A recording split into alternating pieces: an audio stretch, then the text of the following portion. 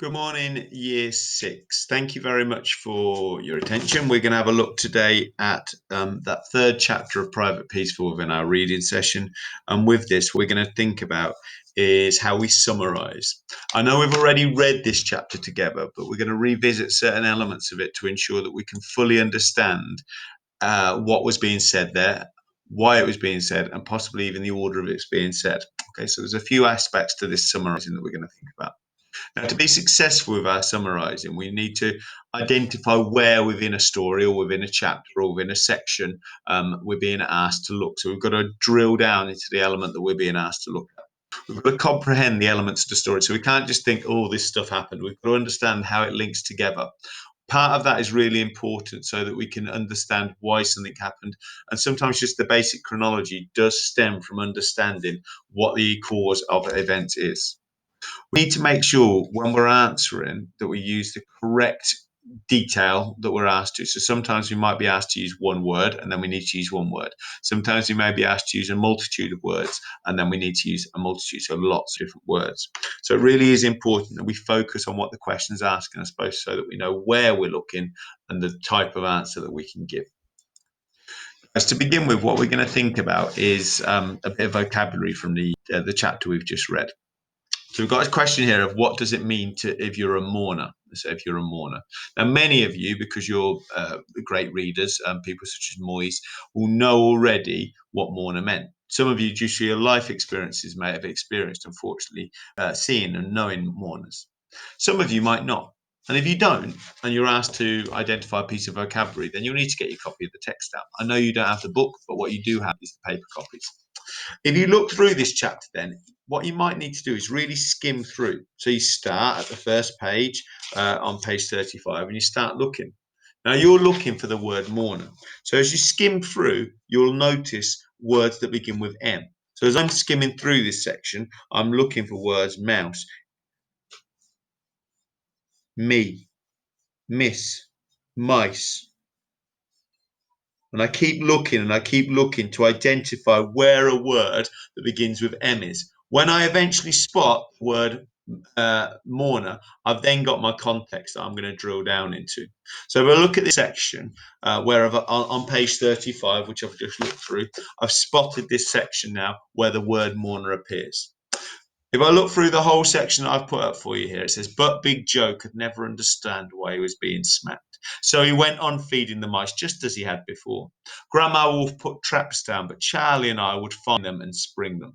All that autumn, she only ever managed to catch one. That mouse had the best funeral any mouse ever had. Big Joe was chief mourner and he cried enough for all of us. Right, guys, now I'm going to start pulling apart what the context is of this language. So the word mourner appears here after a sentence where I've said, or where the author said, that mouse had the best funeral any mouse ever had. So I'm now thinking that if somebody's at this funeral and they're a mourner, then there must be a linkage between the idea of a funeral and a mourner. So I can see that link. So I can see that the mouse had the best funeral any mouse ever had. That's the context. And then the more immediate context is the sentence that Joe was the chief mourner. So there's lots of people who could be sad at a funeral. But because it's at a funeral, I can understand that it's somebody who goes to a funeral. So a really simple answer could just tell me where it's mentioned. So the word mourner is mentioned on page 35 in relation to Joe. Now I've spotted that. Now I can start thinking the context is the mouse funeral. And the fact that Joe was attending this event shows a mourner is someone who attends a funeral and remembers a being, so normally a person, but because here we've got a mouse, so I've said a being which has recently died. So rather than just saying a mourner is somebody who goes to a funeral, we've got the idea that a mourner is somebody who goes to a funeral, and we know this because the writer showed that somebody who went to a funeral was a mourner. So we've got to pull apart a little bit around the context when we're looking for vocabulary if we're not sure what it means.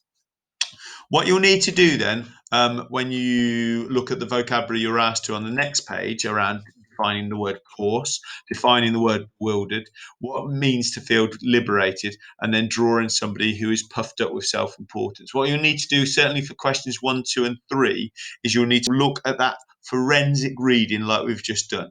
So we look back to the page before, we found that word.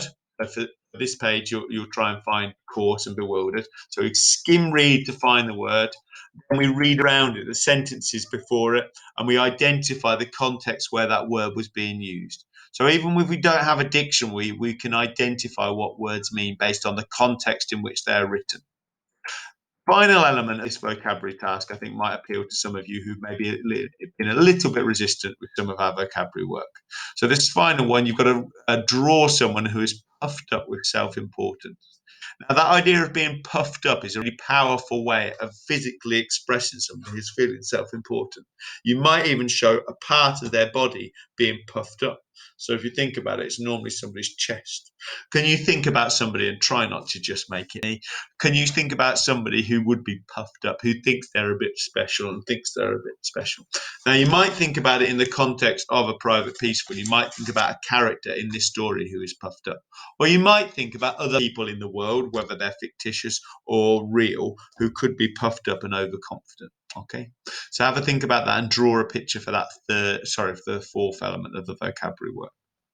Within your summarising skills, then, what we're thinking about is we're going to have some questions where we're asked to tick. So not too much writing. I know a few of you will be pleased, but there is quite a lot of reading. And again, it's that forensic reading skill. So look in here, what's this best statement for the pages 36 and 37? Okay, so we've got a best summary. So I've got 4 summaries. So before I look at the summaries, I think what I might need to do is read the text, or I might just read the question. That's a choice you make. Now, if I was teaching you just for a test, I might say read the question first, because some of them you can just get rid of, especially if you've already read the text. So quickly now, Grandma Wolf tried to get rid of the mice and asked for Molly for help. Grandma Wolf tried to get rid of the mice but was unsuccessful. Grandma Wolf tried to get rid of the mice but was unsuccessful, much to the boys' delight. So I see now that that summary's got an extra detail in. And Grandma tried to get rid of the mice but was unsuccessful, much to Molly's delight. So I can see there that the detail, the extra detail in the third and fourth elements has got a different element. So rather than the boys' delight in the third one, it's Molly's delight in the fourth one. So that distinction is important for me to focus on when I read pages 36 and 37. Now I look through for 36. Grandma tried everything to get rid of the mice. She put poison down under the sink in the larder. We swept it up. She asked Bob James, the wart charmer from the village with the crooked nose, to come and charm the mice away. He tried, but it didn't work. So in the end, in desperation, she had to resort to chasing them out of the house with a broom. But they just kept coming back in again. All this made her nastier than ever towards us. But for Charlie and me, just to see her frightened silly and screeching like a witch was worth every smack she gave us. In bed at night, our Grandma Wolf story was changing every time we told it. Now the Colonel and Grandma Wolf didn't have human children at all. Instead, she gave birth to giant mice children, all of them with long, great tails and twitchy whiskers. But after what she did next, we decided that even that horrible fate was too good for her. Although Grandma Wolf did smack Molly from time to time, it soon became obvious that she liked her a great deal better than the rest of us, just moving me away from that writing so you can read on the screen as well. There are good reasons for this. Girls were nice, Grandma Wolf would often tell us, not coarse and vulgar. That's that word that we're looking for. Coarse and vulgar like boys. Besides, she was good friends with Molly's father and mother. They lived as we did in the cottage on the Colonel's estate. Molly's father was groom up at the big house. They were proper people. Grandma Wolf told us, good, God-fearing people who had brought their child up well, which meant strictly. And from what Molly told us, they were strict too. She was forever being sent to her room or strapped by her father for the least little thing. She was an only child of older parents, and as Molly often said, they wanted her to be perfect. Anyway, it was a good thing for us that Grandma approved of her family. Otherwise, I'm sure she would have forbidden Molly to come and see us. As it was, Grandma Wolf said Molly was a good influence, that she could teach us some manners and make us a little less coarse and vulgar. So thank goodness Molly kept coming home with us for tea every day after school.